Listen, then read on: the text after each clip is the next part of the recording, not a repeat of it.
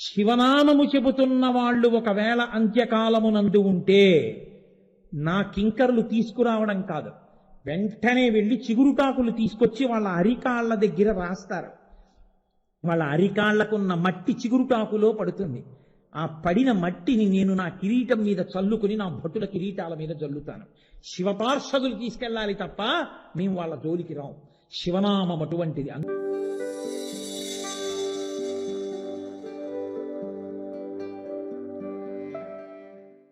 ఆయన తలుచుకున్నాడు అనుకోండి, కాలమునందు జరగవలసినవి జరపకుండా కూడా ఆయన శాసనము చెయ్యగలడు.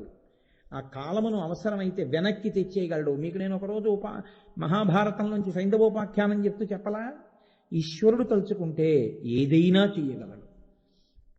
ఆయన యొక్క అనుగ్రహం అటువంటిది. కాబట్టి పరమేశ్వరుడు కాలకాలహ, ప్రత్యేకించి కాలహ శబ్దాన్ని గ్రసించడంలో ఎటువైపు నుంచి చెప్తారంటే యమధర్మరాజు గారితో చెప్తారు. సృష్టి మన్మధుడి వైపు నుంచి చెప్తారు. అందుకే పుట్టుకకి కాముడు కారణం, చనిపోవడానికి కాలుడు కారణం. అయితే అసలు తత్వంలో ఒక పెద్ద రహస్యం ఉంది తెలుసా అండి. మన్మధుడెవరు? విష్ణుమూర్తి కొడుకు. విష్ణుమూర్తి కొడుకు మన్మధుడు, లక్ష్మీదేవి యొక్క కుమారుడైన. కందర్పదర్ప రసుందర దివ్యమూర్తే కాంతాకుచాంబురుహకుట్మలలోల దృష్టే కళ్యాణ నిర్మల గుణాకర దివ్య కీర్తే అని పాడుతున్నాం కదా. అటువంటి మన్మధుడు విష్ణువు యొక్క కుమారుడు. ఎవరు చంపేశారు మన్మధుణ్ణి? శివుడు చంపేశాడు. ఇంతకన్నా వాళ్ళిద్దరి మధ్య గొడవడానికి కారణం ఇంకోటి ఉండాలా? మీరు జాగ్రత్తగా ఆలోచించండి. శివుడున్న చోట కాముడు ఉండడు, బాగుంది. రాముడున్న చోట కాముడు ఉంటాడా? రాముడు తండ్రిగా విష్ణువు. రాముడుంటే కాముడు ఉంటాడా? రాముడున్న చోట కాముడు ఉండడు. ఆయన ఆత్మారాముడు, బ్రహ్మజ్ఞానం అది. కాబట్టి రాముడున్నా కాముడు ఉండడు, ఆ తండ్రి ఉన్నా కొడుకు ఉండడు దగ్గర. కాబట్టి తండ్రి కొడుకుల సంబంధాలు అవి కాదు తత్వంలో చూడవలసింది. ఏది పట్టుకుంటే ఇది నిలబడదు, ఇది మీరు చూడాలి. కామకోటి, అమ్మవారి పాదం పట్టుకుంటే ఉంది. కామకోటి పాదం పట్టుకుంటే కామము నిలబడదు, మన్మధుడు నిలబడడు. ఈశ్వరుడు శాసించాడు మన్మధుణ్ణి, ఈశ్వరుడు శాసించాడు యమధర్మరాజు. వీళ్ళిద్దరినీ నిగ్రహించిన వాడు పరమేశ్వరుడు. అందుకే ఆయన పాదాలు పట్టుకుంటే ఏమవుతుందంటే మళ్ళీ కాముడి యొక్క అనుగ్రహమైనటువంటి జన్మ ఉండదు, కాలుని యొక్క వ్యగ్రతకి పరాకాష్ఠ అయిన మృత్యు ఉండదు. మరి ఈ జన్మకి చిట్ట చివరిసారి ఇది పడిపోతుంది. ఇది పడకపోవడం అన్నది ఉండకూడదు కదా, కాబట్టి ఇది పడిపోతుంది. ఎంతటి మహాత్ముడికి పడిపోతుంది. కానీ ఈ పడడమే ఆఖరిసారి పడడం. ఇంకొకసారి పడకూడదు. ఇంకొకసారి పడకూడదంటే అసలు ఇంకోసారి శరీరంలోకి వెళ్ళాడు. ఇది ఎవరిని పట్టుకుంటే జరుగుతుంది. నూతిలో పడిపోయినవాడు నూతిలో పడిపోయిన వాడిని తాడేయమంటే పైకెక్కుతాడా? నూతిలో పడిపోయినవాడు నూతి మీద ఉన్నవాడు తాడేస్తేనే పైకెక్కుతాడు. కాముణ్ణి కాల్చినవాడు కాలుణ్ణి తన్నినవాడే మిమ్మల్ని కాముడి బారి నుంచి కాలుడి బారి నుంచి పైకెత్తగలడు. కాబట్టి అలా చేసిన వాడెవరో ఆయన కాలకాలహ. అందుకే ఉజ్జయిన్లో ఉన్నటువంటి శివలింగానికి మహాకాళేశ్వర లింగం అని పేరు. అందుకే మహాకాళేశ్వరుడికి నిర్మాల్యంతోనే పూజ. మీరు మిగిలిన దేవాలయాల్లో శివలింగానికి ఇవాళ సూర్యోదయానంతరం పూజ జరిగింది అనుకోండి, మళ్ళీ రేపు సూర్యోదయా పూర్వం కూర్చ అంటారు, మెత్తటి బ్రష్ తోటి తీసేస్తారు ఆ పూలన్నీ. ఒక్క ఉజ్జయిన్లో మాత్రం నేను వెళ్ళి ఇలా పూలు పూజ చేశాను అనుకోండి, మళ్ళీ తర్వాత వచ్చిన వాళ్ళకి ఆ పూలే తీసి చేతిలో పెట్టి పూజ చేయండి అంటారు. ఆ పూలే చేసేస్తుంటారు అలాగా. మరి నిర్మాల్యంతో పూజ అవదా? అవదు. ఎందుకు అవదో తెలుసా అండి? శరీరం పడిపోయి పృథివీలోకి వెళ్ళిపోయింది. మళ్ళీ ఈ పృథివీలోంచే మళ్ళీ కొత్త శరీరం తయారవుతుంటుంది. ఆ పంచభూతాల్లోంచే పిండాండాలు వస్తాయి, పిండాండాలు బ్రహ్మాండాల్లోకి వెడతాయి. ఇవన్నీ చేసేవాడు మహాకాళుడు. ఆయనే లయం చేస్తాడు, ఆయనే ఉత్పత్తి చేస్తాడు. అందుకే మహాకాళ దర్శనం చేస్తే అపమృత్యు దోషం పోతుంది. అటువంటి మహానుభావుడైనటువంటి మహాకాళుడు కాలకాలుడు. ఆయన కాలమును శాసిస్తాడు, ప్రత్యేకించి కాలుణ్ణి శాసిస్తాడు. అందరికీ ఉండేటటువంటి సామాన్య భయం ఏమిటో తెలుసా అండి? ఒకటే భయం. మంచి నగరంలో అపార్ట్మెంట్లో ఉన్నవాడికి పాముల భయం ఉండదు. ఎక్కడో ఊరికి పొలిమేరల్లో ఉన్నటువంటి ఒక ఇంట్లో ఉన్నటువంటి వాడికి పాము భయం ఉంటుంది. అందుకని పాము భయం వాడికి వీడికి కూడా ఉంటుందని మీరు చెప్పకూడదు. వాడికి వీడికి కూడా ఉండే భయం ఏమిటో తెలుసా అండి? మృత్యు భయం. ప్రతి వాడికి భయం ఏమిటంటే చచ్చిపోతానేమో చచ్చిపోతానేమో చచ్చిపోతానేమో. ఈ చచ్చిపోతానేమో అన్న భావన పోవాలన్నా చచ్చిపోయే శరీరాన్ని సాక్షిగా చూడగలిగిన జ్ఞానం రావాలన్నా చంపేవాణ్ణి నియమించగలిగినటువంటి వాడి పాదం పట్టుకున్న ఆయుర్దాయం పొందాలన్నా పరమశివుడే ఆధారం. వినా మార్గం లేదు. అందుచేతనే ఆయనకి కాలకాలహ అని పేరు. ఎక్కడ కాలకాలుడయ్యాడు? ఒకటి కాదు, ఎన్నో సందర్భాల్లో ఆయన కాలకాలుడయ్యాడు. ఏదో ఒక్క చోటే అని మీరు అనుకోకండి. కానీ ప్రఖ్యాతి వహించినటువంటి వృత్తాంతం లోకంలో మార్కండేయోపాఖ్యానం. అందుకే మార్కండేయోపాఖ్యానానికి వెంటనే ఫలశ్రుతి చెప్పారు. అది చిత్రం ఏమిటో తెలుసా అండి? సాధారణంగా మీరు ఈ ఆఖ్యానం అంతా వింటే అని ఉంటుంది. మార్కండేయోపాఖ్యానానికి ఉన్న గొప్పతనం ఏమిటంటే అపమృత్యు దోషం వస్తోంది అని భయం ఉంటే చంద్రశేఖరాష్టకం ఒక్కటి చేస్తే చాలు. కానీ ఎక్కడ చెయ్యాలి? నియమం ఉంది. శివసన్నిధౌ, శివాలయంలో కూర్చుని చెయ్యాలి. శివాలయంలో కూర్చుని చెయ్యాలి అంటే దానికి తగిన నియమం పాటించి చెయ్యాలి. చేస్తే మాత్రం అలా చంద్రశేఖరాష్టకం కామ్యంతో చేస్తే అపమృత్యు దోషాన్ని కూడా అది పరిహరించగలదు. అసలు ఇక మార్కండేయోపాఖ్యానం ఏమింటే అత్యద్భుతం అన్నమాట. అందుకే మార్కండేయోపాఖ్యానాన్ని అసలు చదవని వాళ్ళు, దాన్ని శ్లాఘించని వాళ్ళు లోకంలో ఉండరు. మీరు ఏ ప్రఖ్యాత దేవాలయానికి వెళ్ళండి, మార్కండేయ ప్రతిష్ఠిత శివలింగం ఉంటుంది. శ్రీకాళహస్తి వెళ్ళండి, మీరు నాయనారులని దాటగానే ఎడంచేతి పక్కన అరుగు మీద మార్కండేయ ప్రతిష్ఠిత శివలింగం ఉంటుంది. ఎక్కడికి వెళ్ళినా ఉంటుంది. ఆయన మృకండు మరుద్వతి ఋషి దంపతుల యొక్క కుమారుడు. అయితే మార్కండేయోపాఖ్యానం పైకి కనపడినంత సులువుగా ఉండదు. లోపల చాలా ధర్మ సంబంధమైన గహనమైన విశేషములు నిక్షేపింపబడి ఉంటాయి. మృకండు మహర్షి, మరుద్వతి వాళ్ళిద్దరూ దంపతులు. వాళ్ళిద్దరూ గృహస్థాశ్రమంలో ఎలా జీవించాలో అలా జీవించినటువంటి వాళ్ళు. గృహస్థాశ్రమం దేనికి? గృహస్థాశ్రమం ప్రధానంగా దేని కొరకు అంటే అతిథులను ఆదరించుట కొరకు. అతిథులను ఆదరించడం వినా ఇంకా మిగిలిన వాటికి అన్నింటికీ గృహస్థాశ్రమం పనికొచ్చింది అనుకోండి, అది భ్రష్టగృహం అని గుర్తు. ఈశ్వరుడు ఎవరి రూపంలో వస్తాడో తెలుసా అండి? ఇంకా వేరే రాడు. అతిథి దేవో భవ. కాబట్టి ప్రమదితవ్యం. స్నాతకం చేసేటప్పుడు చెప్తారు పెళ్లి కొడుక్కి, ఒరే ఈ విషయంలో చాలా జాగ్రత్త సుమా, పరాకు పడకు.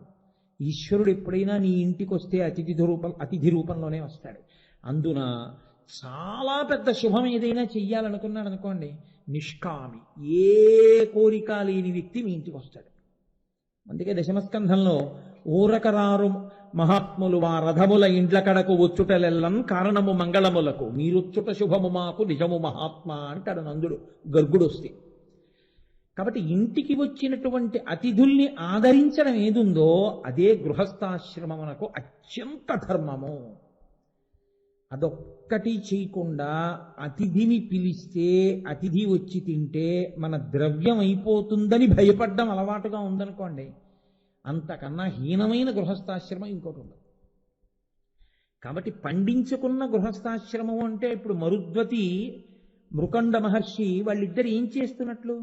వచ్చినటువంటి అతిథులను పూజ చేస్తుంటారు వాళ్ళు. అతిథి పూజ అని అదొక గొప్ప మాట శాస్త్రంలో. అతిథి పూజ చేసి తింటారు. అసలు అతిథి పూజ చెయ్యకుండా అన్నం తిన అనేటటువంటి నియమం పెట్టుకున్న కుటుంబాలు నాకు తెలుసు. అలా నియమం పెట్టుకున్నందుకు గాను ఆ తర్వాతి తరాల్లో ఎంతంత ఐశ్వర్యాలు వచ్చాయో కూడా నాకు తెలుసు. కొన్ని కుటుంబాల్లో ఒక్కొక్క ఇంట్లో ఒక్కొక్క యజమాని చేసిన పుణ్యం అలా కాపాడుతుంది. యజమాని చేసిన పాపం పిల్లలకి రక్షణ లేకుండా అలా పోతుంది. కాబట్టి వాళ్ళిద్దరూ నిరంతర అతిథి పూజ చేస్తుండేవారు. పరమపరాకుతో ఉండి గృహస్థాశ్రమంలో తాము ప్రవర్తించవలసినటువంటి రీతిలో ప్రవర్తించవలసిన వారు. అంటే భార్యని స్వీకరించడానికి ప్రధాన కారణం ఏది అంటే యజ్ఞము, యాగము, హోమము చేయుట, గృహస్థు ప్రతిరోజు చేసుకోవలసినటువంటి నిత్యకర్మాచరణమునందు వైక్లభ్యము లేకుండా చూసుకుంటే ఆవిడ నీ శరీరాన్ని పోషించడానికి కావలసిన ఆహార పచనం చేసి పెడుతుంది. ఇద్దరూ కలిసి ధర్మపథంలో నడవాలి. నడిస్తే అందుకు చిటికిన వేలు పట్టుకుంటాడు. ఆ చిటికిన వేలు పట్టుకుని నడిపించాడు అంటే అటువంటి మహాత్ముడై ఆయన జన్మ పరంపరలను దాటిస్తాడు. సరి అయిన భర్త దొరికాడు అనుకోండి, దొరికాడంటే ఆయనని అనుగమించిన స్త్రీ కొన్ని లక్షల జన్మలు దాటేస్తుంది. ఎందుకనంటే ఆయన పుణ్యం అటువంటిది, ఆయన ఆరాధన అటువంటిది. అందులో సగభాగం ఆవిడ ఖాతాలో పడిపోతూ ఉంటుంది. దాని మీద ఆవిడ 3 మాటలు రామా రామా రామా అందనుకోండి, ఆ ఫలితం ఆయనకి రాదు, ఆవిడికే పడుతుంది. నేను మీకు ఒక యథార్థం చెప్తున్నా. పరమభక్తుడైనటువంటి భర్త భార్య ఒకసారి శరీరాన్ని వదిలిపెడితే ఆయన ఖాతాలో కన్నా ఆవిడ ఖాతాలో పుణ్యమే ఎక్కువ ఉంటుంది. ఎందుకో తెలుసా అండి? ఈయన చేసిన దాంట్లో సగం ఆవిడకి వెళ్ళిపోయింది. ఆవిడ చేసుకున్నది ఆయన వలన వచ్చింది కాకుండా ఆవిడ ఎప్పుడైనా ఒక్కసారి ఒక్క భగవన్నామాన్ని పలికినంత మాత్రం చేత వచ్చే పుణ్యం ఆవిడికి అధికం. అందుకే సంపాదించి పెట్టేస్తాడంతే భర్త. అందుకని 7 తరాలు అటు ఇటు చూడండి అంటే ఐశ్వర్యాన్ని ప్రధానంగా చూడరు, నిమిషంలో గ్రసిస్తుంది కాలం. ఈశ్వర సంబంధాన్ని ప్రధానంగా చూస్తారా, భక్తి కలిగిన కుటుంబమా కాదా అన్నది ప్రధానం. కాబట్టి అలా పండించుకున్న వాళ్ళు మరుద్వతి, మృకండ మహర్షి చక్కగా జీవితాలు గడుపుతున్నారు. ఆయన తపశ్శక్తి ఎంతటిది అంటే ఆయన యోగ మార్గంలో ఏకంగా సత్యలోకానికి వెడుతుంటాడు. వెళ్ళి సత్యలోకంలో తిరిగి మళ్ళీ వస్తుంటాడు. ఒకనాడమ్ముని బంగరంపు మలయందు పొందు పైతామహశ్రేణించేరి బ్రహ్మసభ చేరంబోవగా అకలంకుండగు అమ్ముని అపత్యం బగ్గా దవ్వారికుల్. ఆయన ఆ మృకండు మహర్షి సత్యలోకానికి వెళ్ళారు. సత్యలోకం అంతా విహారం చేశారు. చేసి బ్రహ్మగారి సభ తీరుస్తున్నారు అన్నారు. బ్రహ్మగారి సభ తీరిస్తే ఎందుకు వెళ్ళాలనుకుంటారో తెలుసా అండి? అదే సినిమా కాదు. బ్రహ్మసభ అంటే దానికి ఋషులందరూ వస్తారు, మహాపుణ్యాత్ములందరూ వస్తారు. చతుర్ముఖ బ్రహ్మగారు ఆధ్యక్షంలో కూర్చుని ఉంటాడు. అటువంటి మహాపురుషులందరూ ఆ సభలో కూర్చుని చర్చ చేస్తారు. కాబట్టి మహాపురుష దర్శనం అవుతుంది. అందుకని ఆయన లోపలికి వెళ్ళాలి, బ్రహ్మసభలోకి వెళ్ళాలనుకున్నాడు. అనుకుని ఒకనాడమ్ముని బంగరంపు మలయందు పొందు పైతామహశ్రేణి చేరి అందులోకి వెడదాం అనుకునే సమయానికి ఆయనకి ఆ అకళంకుండగు ఆ మౌనిని అపత్యం బడ్డ దవ్వారికుల్ రకమౌ ఆ విభవము లేదనంచు పలకన్ మునీంద్ర శ్రేష్ఠుడ వారితోన్. ఆయన లోపలికి వెడదాం అనుకుంటుంటే బ్రహ్మగారి సభకి రక్షకులుగా నిలబడేటటువంటి భటులు ద్వారం దగ్గర శూలాలు అడ్డు పెట్టారు. పెట్టి మృకండ మహర్షి మీరు ప్రవేశం చేయకూడదు అన్నారు. ఆయన ఆశ్చర్యపడి, నేను మహర్షిని, నేను బ్రహ్మసభలోకి ఎందుకు వెళ్ళకూడదు, ఎందుకు నన్ను మీరు పంపించట్లేదు అని అడిగాడు. వాళ్ళన్నారు, మీరు మమ్మల్ని మన్నించండి, దీనికి కొన్ని నియమాలు ఉన్నాయి. అపత్యం బట్గా మీకు సంతానం లేదు. సంతానము లేని వాడికి బ్రహ్మసభా ప్రవేశం చేసే అధికారం లేదు. వాడికి పితృరుణం తీరలేదు, దేవరుణం తీరలేదు. పితృరుణం తీరని వాడు ప్రవేశించకూడదు. అందుకే జీవితంలో సచీల స్నానం చేస్తాడు కొడుకు పుడితే. కొడుకు పుట్టాడు అని చెప్పారనుకోండి, మీరు ఎంత మంచి బట్టలు వేసుకుని ఉన్నా కొంచెం ఎత్తైన ప్రదేశం మించి నీరు చప్పుడై పైకి లేచేట్టుగా దూకాలి. ఆ పైకి లేచిన నీటి ఆ పొరకి పితృదేవతలు చూస్తారు, ఓ వీడు కొడుకుని కని వంశాన్ని కొనసాగించాడు, వాళ్ళు ఆశీర్వచనం చేస్తారు. అందుకే కొడుకు పుడితే సచేల స్నానం చేస్తారు. నీవు సచేల స్నానం చేయలేదు, నీకు అసలు సంతానం లేదు. సంతానం లేదు కాబట్టి నువ్వు పితృరుణం నుంచి విముక్తుడు కాలేదు. పితృరుణం నుంచి విముక్తుడు కానివాడు బ్రహ్మసభా ప్రవేశం చేయకూడదు. కాబట్టి రకమౌ నా విభవము లేదనంచు పలకన్, నువ్వు మన్నించు, నేనేం చెయ్యలేము, నిబంధనే. నిన్ను అపత్యంబు సంతానలేమి అన్న దోషం అడ్డింది, నువ్వు రావడానికి వీల్లేదు, కాబట్టి ఆగిపో.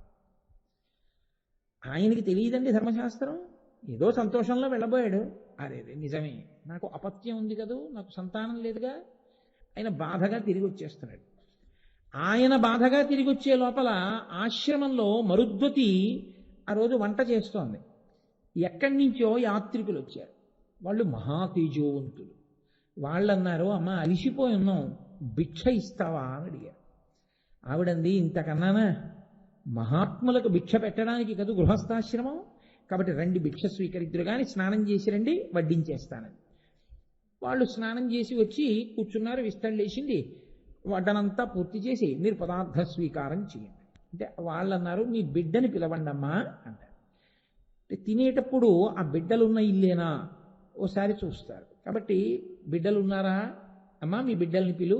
ఆవిడంది, నాకు అపత్య దోషం ఉంది, నాకు సంతానం కలగలేదు. వాళ్ళన్నారు, అమ్మ ఏమనుకోకు, సంతానము లేని ఇంట భోజనం చేయడాన్ని శాస్త్రం అంగీకరించదు, తగినంత శుభం కాదు, ఉత్తినే భోజనం చేయకూడదు, కాబట్టి మేము భోజనం చెయ్యలేము అని వాళ్ళు వడ్డించిన పదార్థాలని అలాగే విడిచిపెట్టి లేచి వెళ్ళిపోయారు. ఆవిడ చాలా బాధపడి, అరే రే, మహాత్ములు ఇంటికి వచ్చి అన్నం తినకుండా వెళ్ళిపోయారు అపత్య దోషం వల్ల అని ఆవిడ బాధపడుతోంది. బ్రహ్మ సమాప్రవేశం జరగలేదు అని మృకండు మహర్షి బాధపడుతున్నాడు. ఆయన తిరిగి ఇంటికి వచ్చాడు. ఆవిడ ఎవరికి చెప్పుకుంటుందండి? బాధ కలిగితే భర్తకే కదూ చెప్పాలి. మరి యోమే భర్త సమీ గురు, గురువైనా ఎవరైనా ఆయనే. కాబట్టి ఆయనకి తన బాధ చెప్పింది. ఆయన అన్నాడు, నీకే కాదు మరుద్వతి, నాకు ఇవాళ బాధ కలిగింది. బ్రహ్మసభాప్రవేశం చేయించ నన్ను రానివ్వలేదు.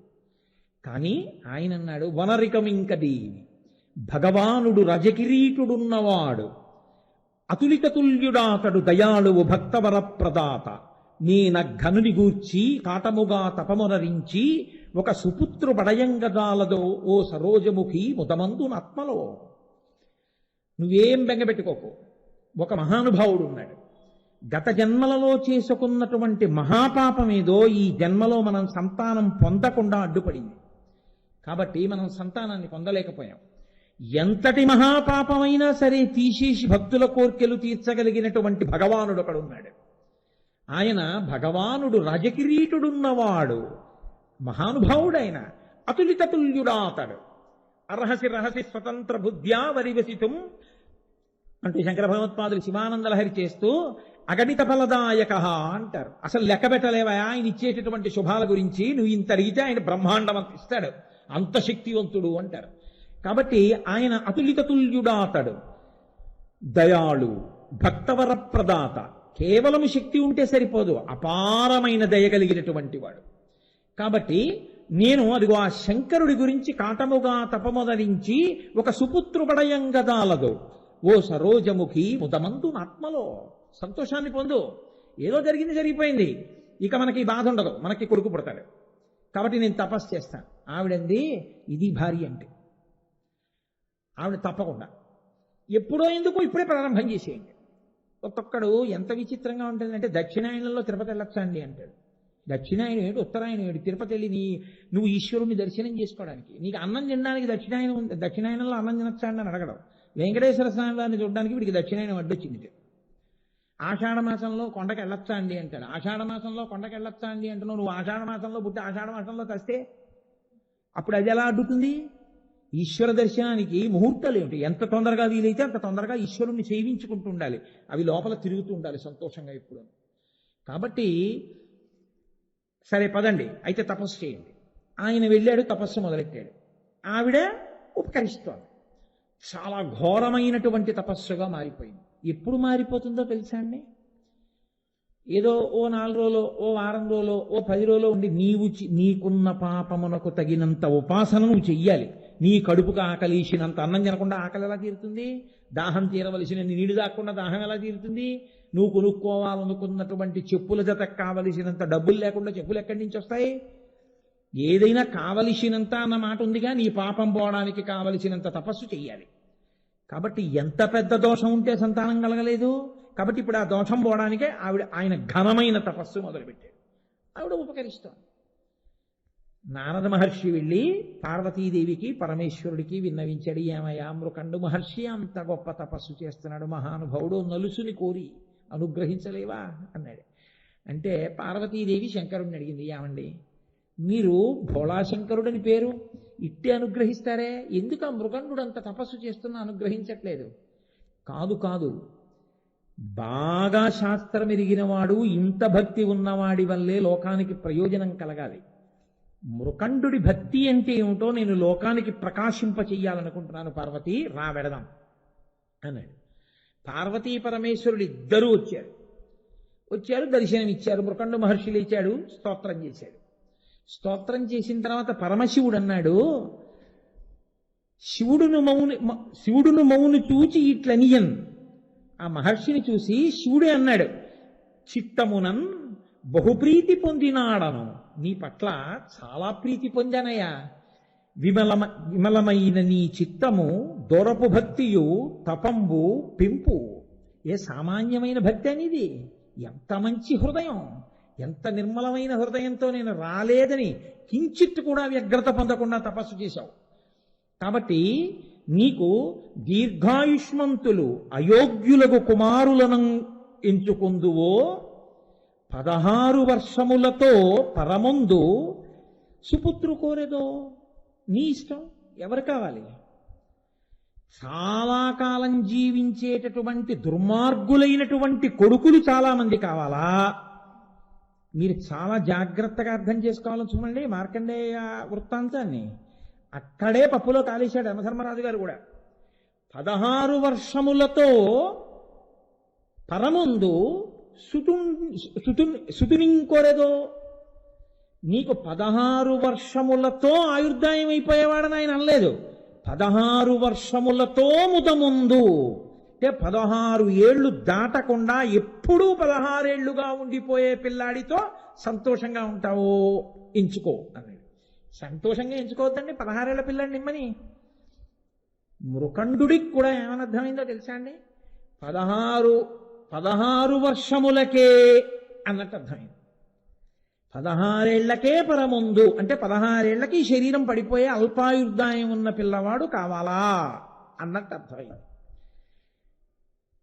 ఇది మృకండుడి యొక్క గొప్పతనాన్ని ప్రకాశింపజేయడానికి పరమశివుడు అన్నమాట. ఇప్పుడు ఆయన అన్నాడు, అలా ఉండండి ఒక్కసారి, నేను మా ఆవిడితో మాట్లాడొస్తున్నాను. ఎందుకంటే సంతానం నా ఒక్కడి హక్కు కాదుగా, దాన్ని కూడా సంప్రదించాలిగా అని మరుద్వతిని పిలిచి అడిగాడు. అయోగ్యులైనటువంటి కొడుకులు చాలామంది దీర్ఘాయుష్మంతులు కావాలా? 16 వర్షములతో ముదముందు సుపుత్రు కోరేదో, 16 వర్షములతో ఆయుర్దాయం అయిపోయినా అన్నాడు ఆయన కూడా. అల్పాయుర్దాయం ఉన్న పిల్లాడు కావాలా అని అడుగుతున్నాడు శివుడు.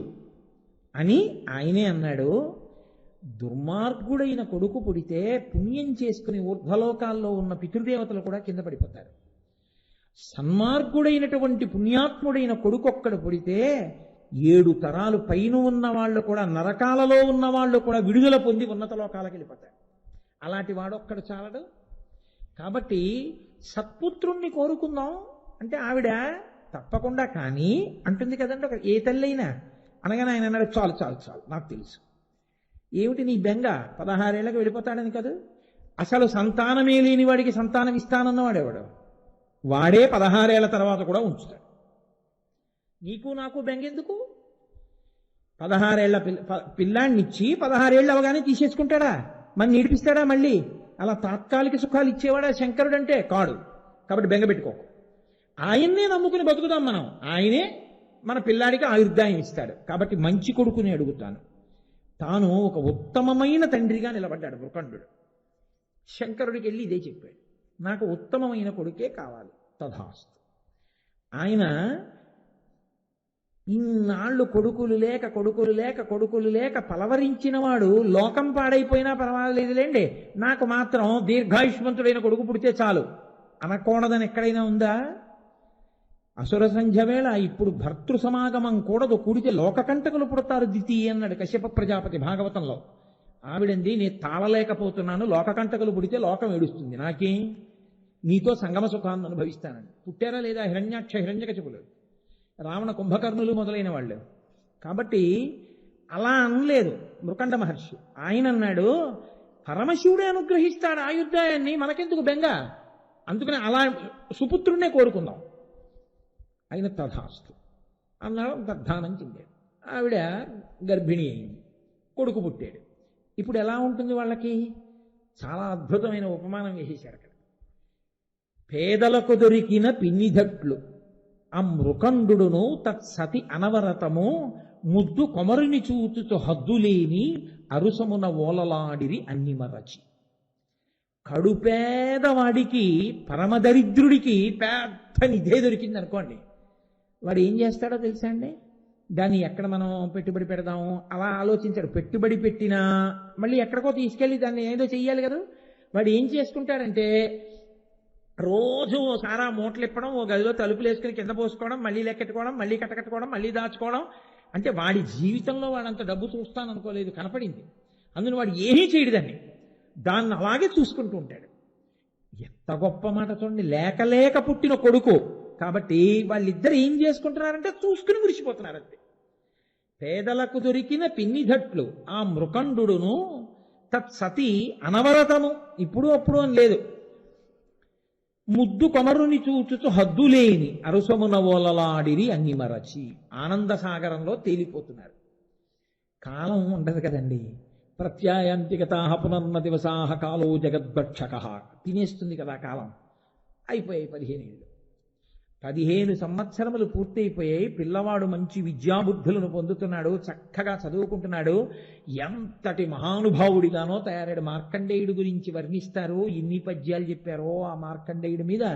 నడువగా వచ్చిన నాటి నుండి శివదేవళములకు ఎగుచుండు. ఆయన నడక వచ్చిన దగ్గర నుంచి ఎప్పుడు తప్పటడుగు లేస్తూ శివాలయం ఎటుందో అటు ఎడుతుండేవాట. పలుకగా వచ్చిన నాటి నుండి నమశివాయం చేపొద్దు పలుకుచుండు. నోటి వెంట మాటలు రావడం వచ్చినప్పటి నుంచి ఎప్పుడూ నమశివాయ నమశివాయ నమశివాయ అంటుండేవాట. వ్రాయగా వచ్చిన సమయమందుండి మించిన వేట్క శివకోటి లిఖించుచుండు. ఆయనకి వ్రాయడం వచ్చింది. ఎన్ని కోట్లు రాసేశాడో శివ శివ శివ శివ శివ శివ శివ శివ. ఆ శివాన్ని రాయడం అంటే ఆయనకి సంతోషం. చదువుగా వచ్చిన నాటి నుండి శైవాగమంబుల పఠించుచుండు. చదవడం వచ్చిన దగ్గర నుంచి శైవాగమాలన్నీ చదువుకున్నాడు. బూది సర్వాంగములనిప్పుడు పూయుచుండు. అది బూడిద అనుకునేవాడు కాదు, అది విభూతి మహదైశ్వర్యం అని పరమ సంతోషంగా ఒళ్ళంతా విభూతి రాసేసుకునేవాడు. తవిలి రుద్రాక్షలను మెండు దాల్చుచుండు. శరీరం అంతా రుద్రాక్షలు కట్టుకునేవాడు. మెళ్ళో రుద్రాక్షలు, రుద్రాక్ష కిరీటం, పిలక్కి రుద్రాక్ష, చేతులకు రుద్రాక్షలు, ఇక్కడ రుద్రాక్షలు, అన్ని రుద్రాక్షలే. పార్థివేశార్చ ఏనాడు మానకుండు. ప్రతిరోజు మట్టితో శివలింగం చేసి శివలింగానికి అభిషేకం చెయ్యకుండా ఏ ఒక్కరోజు ఉండేవాడు కాదు. అటువంటి మార్కండేయుడు మహాభక్తుడై పెరిగి పెద్దవాడయ్యాడు. అందరూ మురిసిపోతున్నారు. పిల్లలు లేకపోతే నేను లేవయా మృకండా, ఆఖరికి నీకు ఎటువంటి కొడుకు పుట్టాడో అని మురిసిపోతున్నారు. వీళ్ళు కూడా సంతోషంలో కాలాన్ని మరిచిపోయారు. 15వ సంవత్సరం పుట్టినరోజు వచ్చింది. ఋషులు వచ్చారు. నారద మహర్షి వచ్చన్నారు. పుట్టినవాడు సామాన్యుడు కాడని నిరూపించాలి కదండి. ఆయన వచ్చన్నారు. మృకండా మరిచిపోయినట్టున్నావు. శివుడు ఏమన్నాడు? 16 వర్షములకే పరముందు అన్నాడు కదూ. 15వ ఏడు దాటిపోయింది, 16 వచ్చింది. ఈ ఏడాది నిండిపోయి పుట్టినరోజు వస్తే నీ కొడుకు విగత జీవుడైపోడు అంటే వాళ్ళు భోర్న ఏడుస్తున్నారు.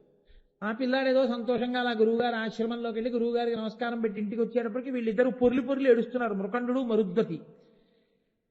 ఇంతయు గొప్ప చేసి ఇటులేట్వకనేలా. ఆయన అన్నాడు, ఇదేమిటి పుట్టినరోజు అన్నారు, హడావిడన్నారు, సంతోషం అన్నారు, ఆశీర్వచనాలు అన్నారు, అక్షతలు అన్నారు, అదే కింద పడి దొల్లుకుంటూ అలా ఏడుస్తున్నారు. దేనికి అంటే వాళ్ళన్నారు, నాయనా నీకు అల్పాయుద్ధాయం, ఈ ఏడాదితో నీ శరీరం పడిపోతుంది కాబట్టి మేము బెంగ పెట్టుకున్నాం అంటే ఆయన నవ్వి అన్నాడు, ఏమిటి నాన్న మతి లేని మాటలు, వీడుము దైన్యము మన్యువేగము, వెంటనే నీకు వచ్చినటువంటి దుఃఖాన్ని విడిచిపెట్టేసి నేనేం చేస్తానో తెలుసా, అసలు నేను ఎవరి వల్ల పుట్టానని చెప్తున్నారు మీరు, మీకు అసలు సంతానమే కలగకూడదన్నంత పాపం ఉందంటున్నారు. మరి నేను ఎందుకు పుట్టానంటున్నారు? శివానుగ్రహంతోనైనా పుట్టాను. నేను కూడా అగ్గనుని గూర్చి తపంబొనరించి ఆయన గురించే తపస్సు చేస్తాను. చేస్తే ఆయన ఏం చేస్తాడు? సిద్ధి నొసంగు సౌఖ్యములు, నాకు సిద్ధినిస్తాడు, సౌఖ్యం ఇస్తాడు. ఆయన ఇవ్వలేనిదే ఉన్నానా, అందుకని నేను తపస్సుకి వెళ్ళిపోతున్నాను. అంతకన్నా మార్గం ఇంకోటి ఉందని ఆ వాళ్ళు కూడా నమ్మిన వాళ్ళు కారు. అది అస్థిక్య బుద్ధి అంటే. అంతే. ఎప్పుడు రాత్రి పగలు శివనామం చెప్తూ అక్కడ తపస్సు చేస్తాడు. శివుడా దివుడా అన్నాడు ఆయన. శివుడు ఏం చేస్తాడరా? నా ధర్మం నేను చేస్తూ ఉండగా శివుడు కూడా నన్ను అడ్డగించడానికి వీల్లేదు. కాబట్టి ఇప్పుడు ఆయన శివాలయ ద్వారం దగ్గరికి వెళ్ళి మార్కండేయ అని పిలిచాడు. ఆయన చూశాడు. రా, నీ ఉసురు తీయాలి, సమయం దాటిపోతోంది. నేను ధర్మవర్తిని కాబట్టి నీ మీద పాశం విసురుతున్నాను. శివలింగాన్ని పట్టుకుంటే విడిచిపెట్టేస్తాను అనుకుంటున్నావేమో. నేను కాలపాశమును, అందుకే దానికి కాలపాశము అని పేరు. నేను కాలపాశమును విసిరితే రాను అని నిలబడగలిగిన వాడు లోకంలో ఉండడు, ఆపగలిగిన వాడు కూడా లోకంలో ఉండడు. కాబట్టి శివుడు నిన్ను రక్షించలేడు. అందుకు ఇబ్బంది వచ్చింది. కాబట్టి నువ్వు రా బయటికి అన్నాడు. ఆయన అన్నాడు, ఈయన్ని చూసి నేను రాను అని అనలేదు, శివుడు నన్ను రక్షిస్తాడని అనలేదు మార్కండేయుడు. అక్కడ వచ్చింది పెద్ద చిక్కంత. అప్పుడు చేశాడండి అష్టకం. మీకు అందరికీ తెలుసున్నదే. చంద్రశేఖర చంద్రశేఖర చంద్రశేఖర పాహిమాం, చంద్రశేఖర చంద్రశేఖర చంద్రశేఖర రక్షమాం, రత్నసానుశరాశనం రజతాద్రిశృంగనికేతనం, సింజనీకృత పన్నగేశ్వరమచ్యుతానలసాయకం, క్షిప్రదగ్ధపురత్రయం త్రిదివాలయైరభివందితం, చంద్రశేఖరమాశ్చర్యే మమ కింకరిష్యతి వై యమః అన్నాడు ఆ పిల్లాడు. పరమశివుడు యొక్క వైభవాన్ని చెప్పి ప్రతిసారి చంద్రశేఖరమాశ్రయే అన్నాడు. ఊరే ఈ కాలమంతా చంద్రుడి యొక్క శుక్లపక్షం కృష్ణపక్షం తిథుల కింద మారుతోంది, నడుస్తోంది. ఏ చంద్రుడి యొక్క కళలు తరిగి పెరిగితే కాలం నడుస్తోందో ఆ చంద్రరేఖనే శిరోభూషణంగా పెట్టుకున్నవాడు నా స్వామి. కాలము ఆయన వలన కదులుతోంది, కాలం ఆయనకి భూషణం. అటువంటి చంద్రశేఖరుణ్ణి నేను పట్టుకుని ఉండగా చంద్రశేఖరమాశ్రయే మమ కింకరిష్యతి వై యమః, ఓ యమ నువ్వు నన్నేం చేస్తావురా అన్నాడు ఆయన. ఇక్కడ వచ్చింది యమధర్మరాజు. నేను వస్తానని అనలేదు, నేను రానని అనలేదు, నాకు ఆయుర్దాయం కావాలని అనలేదు, నాకు బతకాలని ఉందని అనలేదు. అది ఆయన భక్తి. ఇందుకు కదిలాడు శివుడు. ఇది మీరు బాగా పట్టుకోవాలి మార్కండేయోపాఖ్యానంలో. దేనికి కదిలాడు? పిల్లవాడు అదే చెప్తున్నాడు మళ్ళీ మళ్ళీ. వేస్తున్నాడు, పాశం జారిపోతోంది. కుండలీకృత కుండలేశ్వర కుండలం వృషవాహనం, నరదాది మునీశ్వర స్తుత వైభవం భువనేశ్వరం, అంధకాంతకమాశ్రితామర పాదపం శమనాంతకం, చంద్రశేఖరమాశ్రయే మమ కింకరిష్యతి వై యమః అంటున్నాడు. అరుణాచలంలో యమలింగ దర్శనం చేసిన వాళ్ళకి ఎముకలు అంటుకున్నాయండి. అంటుకోవని డాక్టర్లు చెప్పిన వాళ్ళకి అంటుకున్నాయి. శివుడు శివుడే. కాబట్టి నన్ను నువ్వేం చేస్తావురా? నేను శివుణ్ణి పట్టుకుని ఉన్నంతసేపు నన్ను తీసుకెళ్ళలేవు. నా నమ్మకం అది. నీ తరమే. నేను ఆయన్ని పట్టుకుని ఉండగా నువ్వు నాకు పాశం వేస్తావా? దీని మీద ఎన్ని వ్యాఖ్యానాలు వచ్చాయి తెలుసా అండి? ఇప్పుడు ఆయన శివలింగాన్ని గట్టిగా కౌగిలించుకున్నాడు. దాని మీద తలపెట్టి ద్వారం దగ్గరున్న యముడితో అంటున్నాడు, చంద్రశేఖరమాశ్రయే మమ కింకరిష్యతి వై యమః అంటున్నాడు. యముడు పాశం వెయ్యాలి. ఇప్పుడు పాశం శివలింగానికి ఆయన తలకి దూరం లేదు కాబట్టి శివలింగంతో కలిపి వెయ్యాలి కదండి, వినా మార్గం లేదు. ఆయన జోలికి వెడితే ఆయనైనా ఊరుకుంటాడేమో. అమ్మలగన్నయమ్మ ముగురమ్మల మూలపుటమ్మ చాలా పెద్దమ్మ సురారులమ్మ కడుపారడి బుచ్చినయమ్మ తన్ను లోనమ్మిన వెల్పుటమ్మల మనంబున ఉండెడియమ్మ దుర్గమాయమ్మ. ఆవిడ ఊరుకుంటుందా? పరమశివుడికి పాశం తగిలితే ఎడంకాలు ముందు లేచిందన్నారు. అందుకే వామభాగం అమ్మవారిది. ఎవడరా ఆయన జోలికి వచ్చినవాడు? కింకరుడు. ఆయన దగ్గర పనిచేస్తున్న ఒక నౌకరు ఆయన జోలికి రావడమా? అందుకని ఎడంకాలు లేచిందాయా అన్నారు. కాబట్టి ఇప్పుడు పాశం వేశాడు మార్కండేయుడికి. అది ఆయన మెడకి పడింది.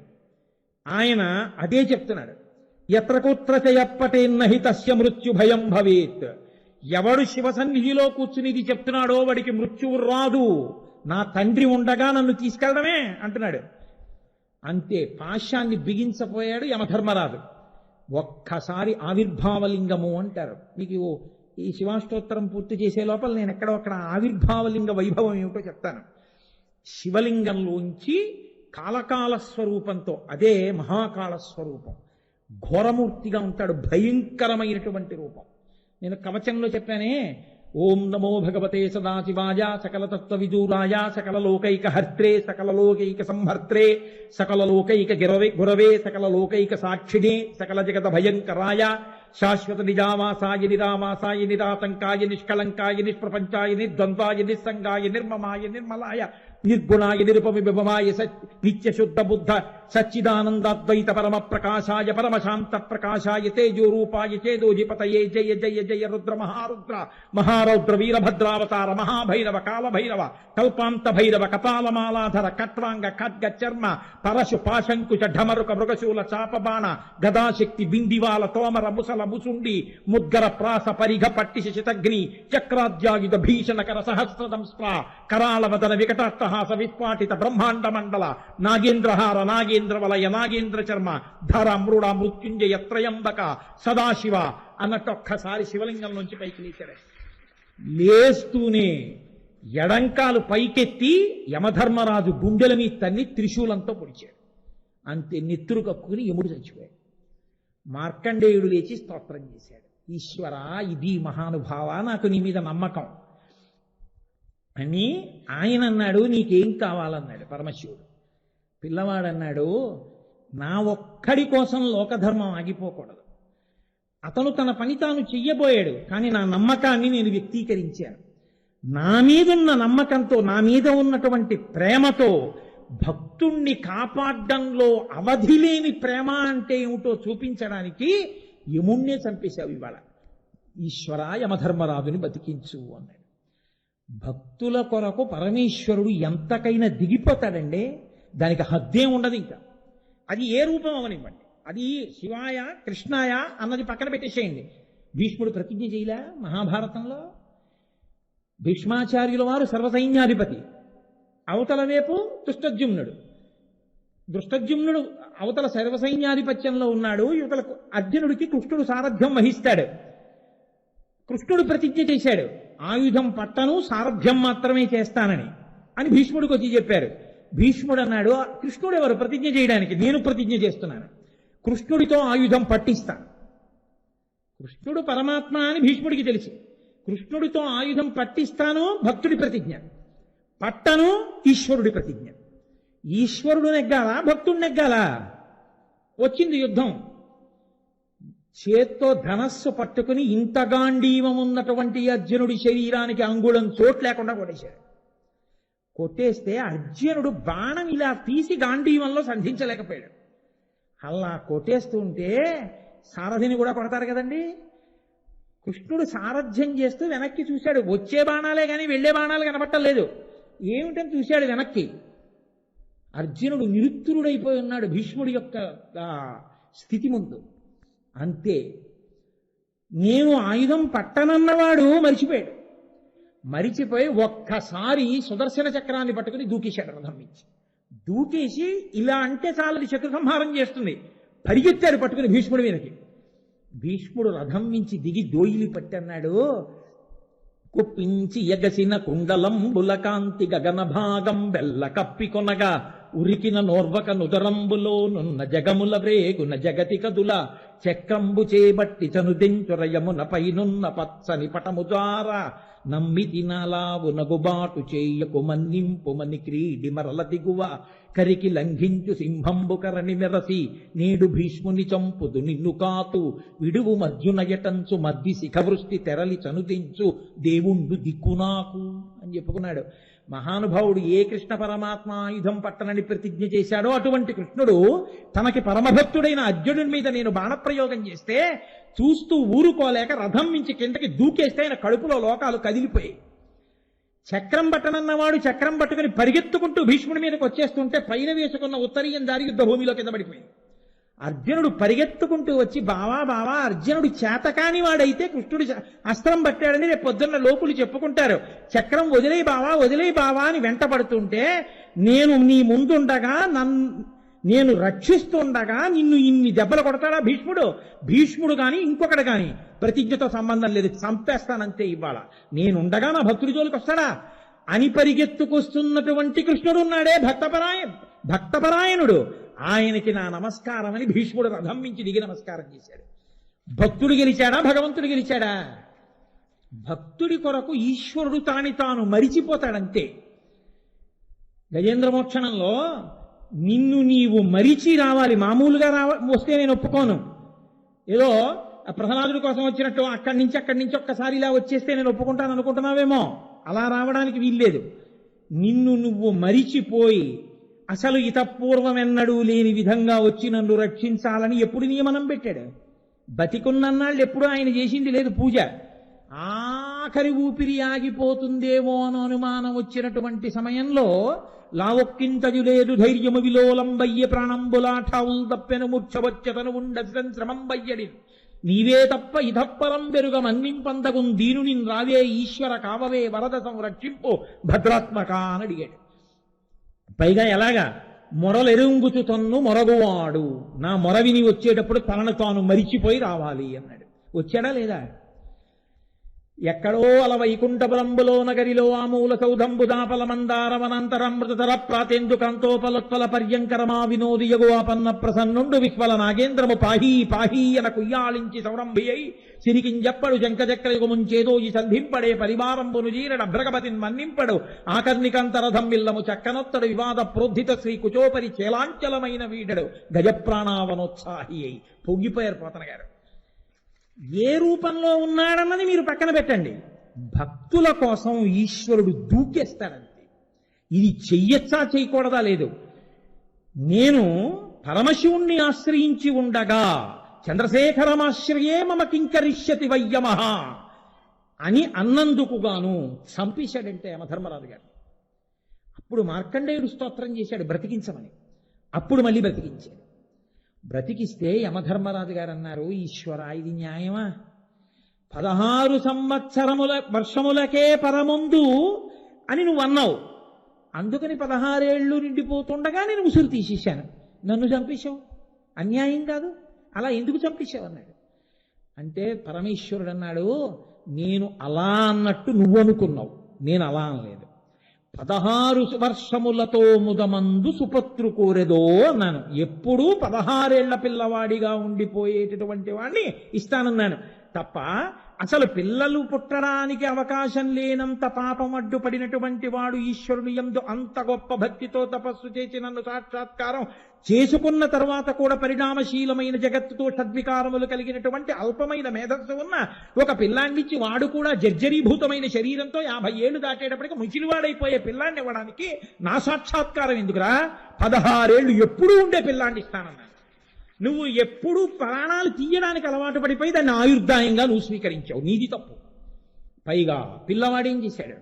చంద్రశేఖరమాశ్రయే మమ కింకరిష్యతి వయ్యమహ అని అడిగాడు. నువ్వేం చేయాలి? నిజమే అని వెనక్కి వెళ్ళాలి. ఏం చేశావు? శివుడైతేనే గివుడైతేనే అన్నావు, తప్పా కాదా? అందుకు చంపేశాను నేను అన్నాడు. నిజమే, ఈశ్వర బుద్ధొచ్చింది. ఇక నుంచి నా ప్రతిజ్ఞ ఏమిటో తెలుసా? శివనామము చెబుతున్న వాళ్ళు ఒకవేళ అంత్యకాలమునందు ఉంటే నా కింకర్లు తీసుకురావడం కాదు, వెంటనే వెళ్ళి చిగురుటాకులు తీసుకొచ్చి వాళ్ళ అరికాళ్ల దగ్గర రాస్తారు. వాళ్ళ అరికాళ్లకున్న మట్టి చిగురుటాకులో పడుతుంది. ఆ పడిన మట్టిని నేను నా కిరీటం మీద చల్లుకుని నా భటుల కిరీటాల మీద జల్లుతాను. శివపార్షదులు తీసుకెళ్ళాలి తప్ప మేము వాళ్ళ జోలికి రాం. శివనామం అటువంటిది. అందుకు కదండి అడిగాడు ధూర్జటి, పవి పుష్పంబగు అగ్నిమంచగు నాకోపాలం భూమిస్థలంబగు శత్రుండతిమిత్రుడవు విషము దివ్యాహారమౌనెన్నగా అవనీమండలి లోపలన్ శివ శివేచ్ఛాభాషణోల్లాసకిన్ శివా నీ నామము సర్వవస్యకరమవు శ్రీకాళహస్తీశ్వర అన్నాడు.